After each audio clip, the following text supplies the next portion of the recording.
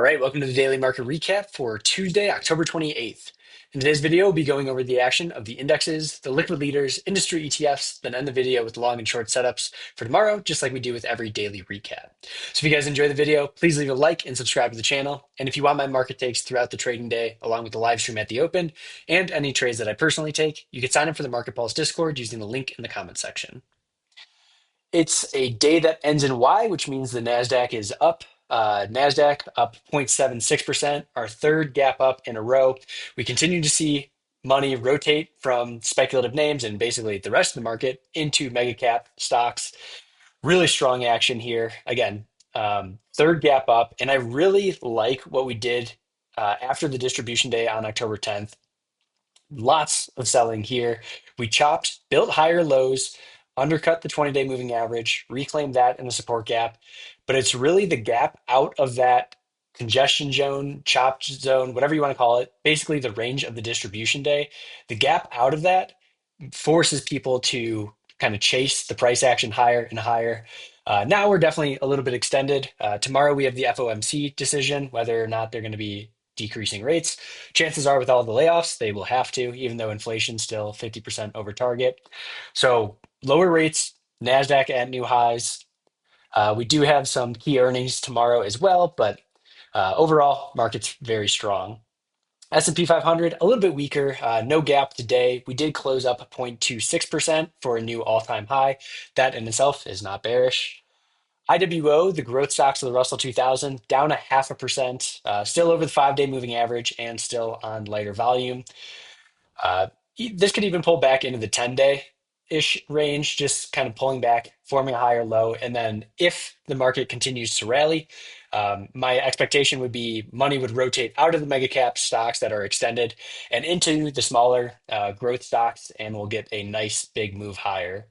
I hope we didn't rotate from like small caps, risk on type stocks into mega caps, and then have that as the extension, and then the market goes into a correction.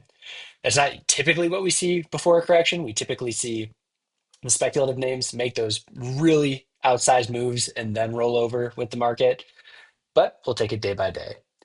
ARKK, nice inside day today on light volume above the 5-day moving average. Nothing wrong there. And then taking a look at Bitcoin, this was rejected at the 50-day moving average again. But in my eyes, we've had two higher lows on the 200-day moving average, rallied up. I didn't think that we were just going to sprint into new highs. What I was hoping for was kind of congestion around this area, pull back, build out another higher low, and then get going. And that's kind of where we're at. Like Bitcoin is just basing. Ethereum a little bit weaker off the 50-day moving average, but still in a base, not a clean uptrend. So those two areas of the market I'm not super focused on just yet. Getting into the liquid leaders, I had to add NVIDIA back today with their press conference where they partnered with basically everyone in the S&P 500. Just incredible price action. We gapped up, rallied up. This is up another about 1% after hours as well, but up 5% on the day. Huge volume on that move up. New all-time highs, king of the AI market. I did take off Rocket Lab to get NVIDIA, and I don't think Rocket Lab is doing anything like actually wrong. Like we bounced off the 20-day, pulling back so far. This is just a higher low, slightly undercutting the 10-day moving average. We're just in such a strong market right now where all the other leaders are at highs. I had to get NVIDIA back on the list, so unfortunately had to take off Rocket Lab. DE up 4.4% on the day and up another about 18% after hours. Let's check this really quick. After they reported earnings, huge move into new all-time highs up to 135 in after hours. Tesla up 1.8% today, higher highs, higher lows, closing over the little resistance gap that we had. MU up 0.8%, just kind of chopping above the 5-day EMA on lighter volume. Palantir, same thing, chopping above the 5-day EMA. That has earnings on November 3rd, so that's coming up. SNDK looked pretty bearish at the start of the day. We took out yesterday's low, we took out the 5-day moving average. Then we undercut and reclaimed the support gap. At that point, it was ready to bounce. We reclaimed the entire support gap and the 5-day and closed pretty well here. AMD, more chop above the 5-day. Nothing wrong with that. Google, more chop above the 5-day, and VRT bounced on the undercut and reclaim of the 5-day moving average and support gap. All good action. With the industry ETFs, first one we'll go is nuclear and uranium. CCJ had a partnership announced with the government that was up, what was it, 23%. Very strong volume on that. Helped the rest of the group bounce, even though we did see some weakness out of like Oklo, what was the other one? NNE, a little bit at the end of the day. But I do like higher low. We undercut the support gap and bounced perfectly yesterday. Gapped up today, back through those moving averages. Looks good to me. Gold miners bounced again at the support gap, reclaim the 50-day moving average on a closing basis. I think this is probably ready to actually have like a bounce up to the 20-day. Um, we'll see if that actually happens, but we did get quite extended to the downside, and 2 days kind of finding support at the same area makes me think that we're going to bounce here. XME, metal and mining, also kind of bouncing at that support gap. And a lot of precious metals are really extended to the downside. We'll get into those on the long setups as mean reversion plays. But between gold miners and XME, kind of finding some support here. Some of those really extended names to the downside, I think, are likely to snap back. Semiconductors, new all-time highs. Biotech, new 52-week highs. Cybersecurity, chopping above the 5-day moving average. That's fine. Um, we did see a gap down in home builders, but instead of gapping down and accelerating lower, that got bid up throughout the rest of the day. We did uppercut and fail at the 20-day, so this could be a lower high. But I like that we at least found some buying support where after that gap down. A couple slightly concerning groups. We've got XLF XLF, rejecting 50-day moving average yesterday, closed at the low of the day today, right to the 20-day moving average. In yesterday's video, I said we could pull back, still build out a higher low, and all would be fine. And I think that would be fine. We just don't want to continue to see like big volume on the way down, which today we saw a little pickup in volume as we rejected off the 50 and closed lower. The other group, XLP, another gap down, lost the 5, the 10, the 20-day moving average. This looks more so like a stage 4 downtrend. You got your stage 2 uptrend, stage 3 top phase, and now another lower high rejection and weak close. PEJ, the cruise stocks got hit pretty hard today. Royal Caribbean announced earnings was down about 8%. PEJ gapping down through that 50-day moving average. Again, like a sign that the average person in the US, the average retailer is hurting a little bit.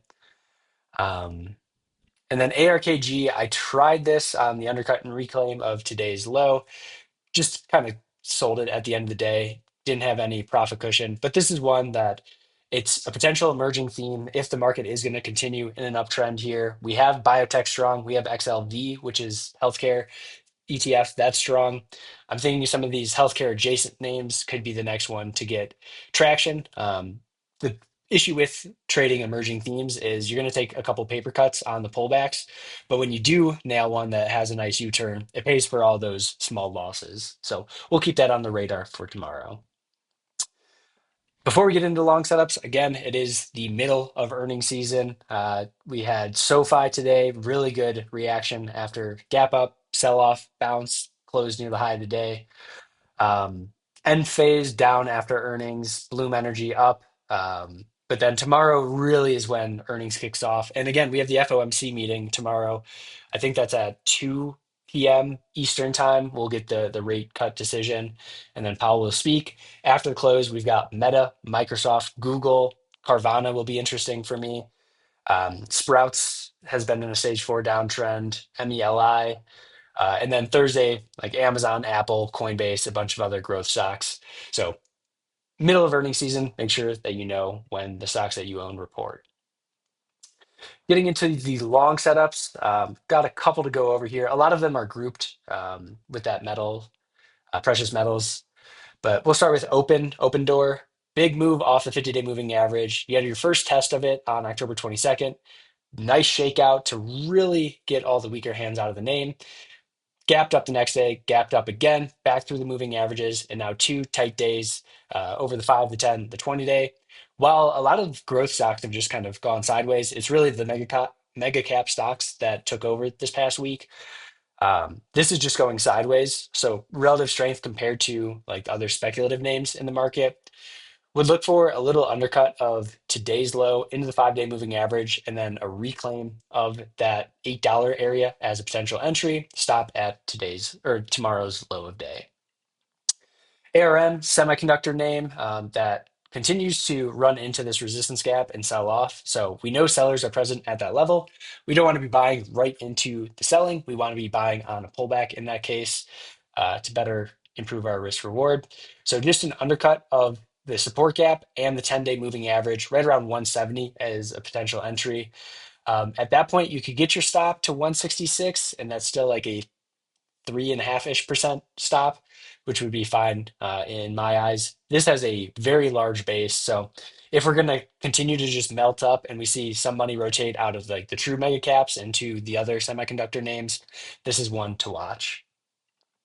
PDD, the Chinese equities. If you have been watching my channel, you know I've been all over it. I actually bought XPEV today on the little pullback. That was my secondary stock. I have Alibaba as a position. That's working well. So I'm still trying to kind of build into the Chinese equities. Um, it seems like the Trump in China feud has been softening, and price action wise, PDD already back over its highs before the October 10th sell off on the trade war news. That's incredible relative strength, even though it moves a little bit slower. Um, it's got a massive, massive cup and handle base that when it does get going, it'll be nice and linear here. So I don't want to chase it higher because there is still a chance that um, there's still a chance that agreement doesn't go through. I think it probably will. So we'll be watching for a pullback higher low into the 10-day moving average, then manage risk against the 20-day EMA. Joby, I was really looking forward to this, like going into tomorrow, just on an undercut and reclaim of the 50-day. They announced a partnership with NVIDIA. So they're gapping up a little bit after hours, right to 1680. So let's go back to the daily chart, 1680, basically over this pivot. So what I would want to see, I don't want to chase it into 1693. I'll let it kind of rally, pull back. But what I would want to see is like a little pullback, kind of build higher lows under the daily VWAP, and then recapture the daily VWAP and probably the pivot here at 1660 as the entry. Then I can keep my stop at whatever the low of the day is and just try to ride that momentum. But really nice cup handle, held the 50-day moving average. One day it closed under it, not a big deal. And now a partnership. CRDO, another semiconductor name acting really well. Still don't want to buy it on strength, would rather buy it on a pullback, retest, support gap, and the 10-day moving average right around 151. Stop would be under the 20-day EMA. Let me get to the rest of the stocks before metal and mining. We have EOSE, really nice move from June 4th's low, $3.70 up to $18. Now pulling back in an orderly way into the 20-day moving average and support gap. A little undercut of that area, 1440. That would be buyable versus the low of the pullback. Otherwise, a gap up opening range break would be buyable versus today's low. It's just like a flag breakout. PL, this is a name that I've been watching. We had the highest volume ever on September 8th. I believe it went through a secondary offering and still held the 5-day moving average on a closing basis. Bounced off the HVC at $19, went on to not quite double, about an 80% move. Now we've pulled back, bounced, pulling back again. Little gap up today or tomorrow would be buyable versus today's low as a higher low, and like an ugly close gap up is one of my entry tactics. Well, last two before the metal and mining, NUAI. This is definitely more of a speculative name. It's been getting a ton of volume lately, and volume pattern wise, look at the accumulation bars. We are up 48% on massive volume. Then we pull back on no volume. We got one day where we gap up and sell off a little bit, but really all the big up days have come on massive volume. And then the pullbacks, nice and orderly, big bounce, 2-day pullback, big bounce, 2-day pullback, big bounce, 3-day pullback. and it just continues on like that. One more day pulling back would be ideal here. But if we do get a little rally back through $6, that would be my buy point versus the low of today and just try to ride that momentum. Because it is a performance booster, I would be sizing this way down and looking to get my stop loss to break even as quickly as possible. STUB would be another performance booster as well. StubHub, nice little higher low base, IPO base, pull back into the 10-day moving average. Again, big move up, low volume pullback. That's what you want to see. Just a break through $20. Basically, the high of today would be the entry, and then the stop would be tomorrow's low. Then we get into the metal and mining names. These names have been thrashed, and just like they've gone straight up, they've gone straight back down. And at some point, you're going to get a bounce. I think we're probably pretty close to that because XME is starting to find some support. Gold miners starting to find some support. But first one, USAR rallied up to $43, has pulled back in just about 10 trading days down to $20. Would love to see one more gap up, or sorry, gap down, and then a reclaim of that $20 level as the entry. Stop would be whatever the low of the day is tomorrow. Basically a 50% decline in 10 days. At some point, you're going to get a snapback rally. LAC, kind of the same idea. This does have earnings November 3rd. But went up to $10, pulled back. Now we're into the support gap at 560. So basically a 50% decline in that.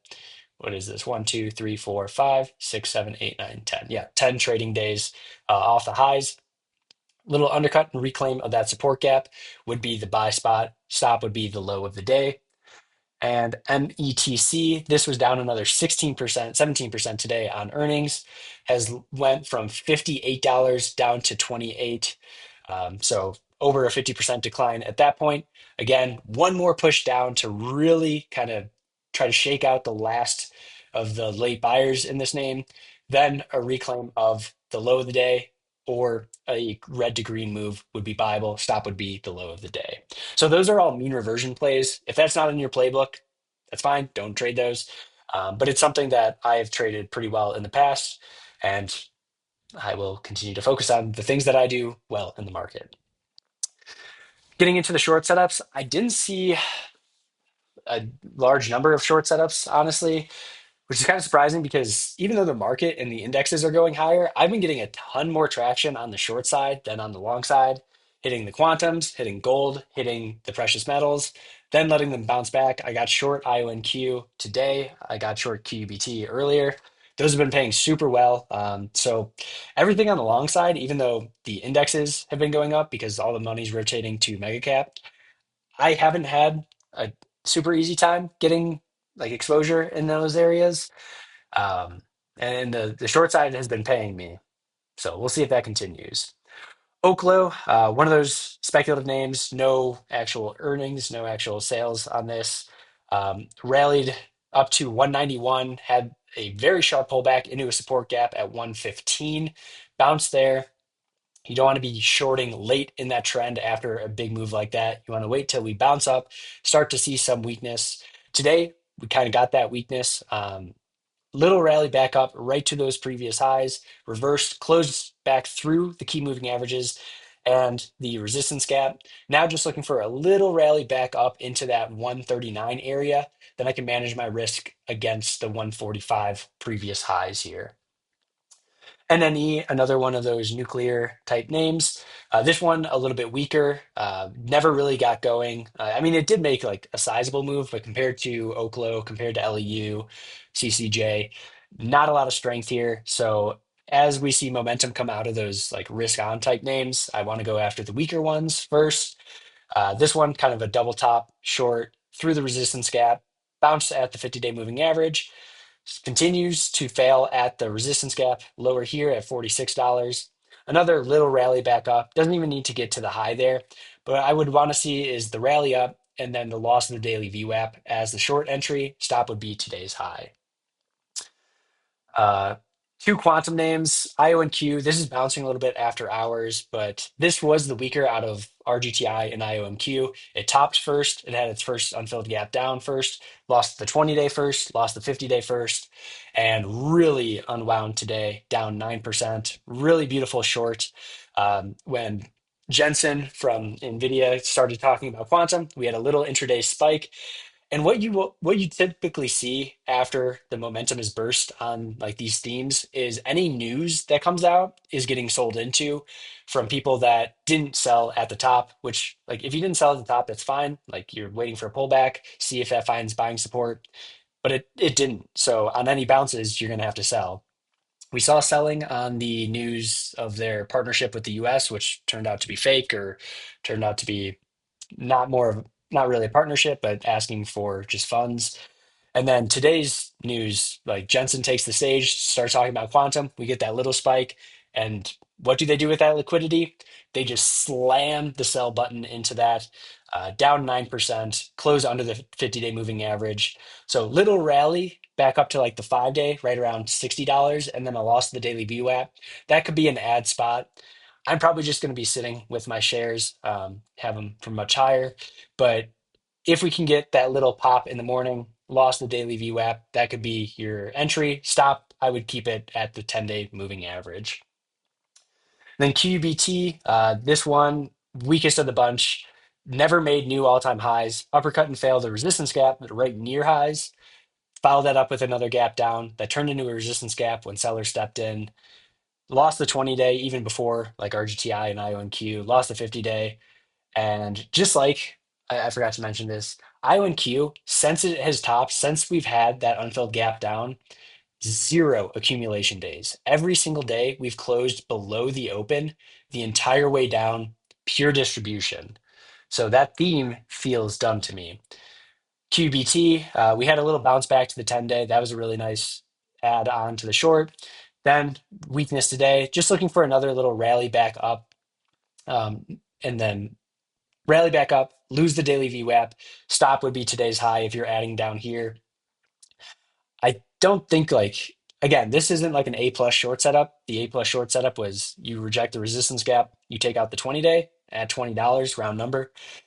But this kind of H pattern is what I'm finding in that theme, and that usually leads a lot lower. This is already back to where it was before all the quantum craziness, like the second time around. Just goes to show you like how weak this stock is. Then finally, we got Costco. This zooming out really starts to look like it's ready for its stage 4 decline. We got the stage 2 uptrend, stage 3 top, couple lower high tests of that 200-day moving average getting rejected, then a lower high test of the 50-day, twice that got rejected. We're seeing the average consumer really weak in America. We still have this support gap, so I don't want to short it on weakness. I do want to give it another chance to rally back up so I can manage my risk nice and tight. Rally to the 50-day moving average, right around 943 would be the short spot. Stop would be the high from October 22nd. And this is very similar to the chart that we saw with Sprouts, which is another grocery store, SFM. You had your stage 2 uptrend, your stage 3 top, and then your stage 4 decline. That really started to accelerate once we took out the last support gap. And then recently, today, we talked about MMYT as the short going into today with the earnings. You had your stage 2 uptrend, your stage 3 top, multiple tests of the declining 200-day moving average. And then today, just pure distribution after earnings, down 10%. And this is toast now. So that's kind of the idea behind the stage 3 to stage 4 transition. Because we still have that support gap, I want to give it one more bounce up and try to get a nice tight short entry. So that's going to be the daily market recap for Tuesday, October 28th. I hope you guys enjoyed the video. If you did, leave a like and subscribe to the channel. And if you want my market takes throughout the trading day, along with the live stream at the open and any trades that I personally take, you can sign up for the Market Pulse Discord using the link in the comment section. Have a great night, and I'll see you guys in tomorrow's video.